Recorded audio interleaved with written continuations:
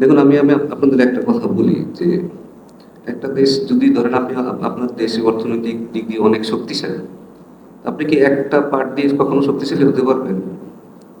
ঠিক আছে, আপনার ভালো অ্যাডমিনিস্ট্রেশন লাগবে, ভালো রাস্তাঘাট লাগবে, লোকজন ভালো লাগবে, সবকিছুই লাগবে। তো আমার দেশে আমার কাছে মনে হয় যে প্লেয়াররা যদি বলেন যে প্লেয়াররা চেষ্টা করতেছে না, এটা একদম ভুল বলা হবে। কারণ আমি খুব কাছ থেকে দেখতেছি তারা চেষ্টা করতেছে, বাট এইটার সাথে তো আনুষঙ্গিক অনেক ব্যাপার স্যাপার থাকবে। আমার ভালো কোচ লাগবে, আমরা ভালো কোচিং করাই না।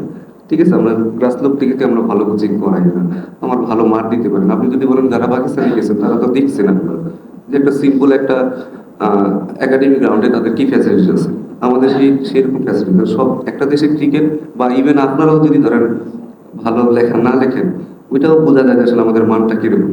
তো সবকিছুই নির্ভর করে আসলে পুরো একটা দেশের সামগ্রিকভাবে দেশের অর্থনীতি যেভাবে আগায়, একটা দেশের ক্রিকেটটাও কিন্তু সেভাবে আগাবে। শুধু প্লেয়ারদের দোষ দিয়ে কোনো লাভ নেই। আমি মনে করি যে এটা আমাদের সামগ্রিক সবাইকে মিলে আসলে কাজ করতে হবে। দোষাদোষি রেষারেষি না দেখে আমরা কিভাবে বেটার করতে পারি সেই দিকটা আসলে লক্ষ্য রাখা উচিত।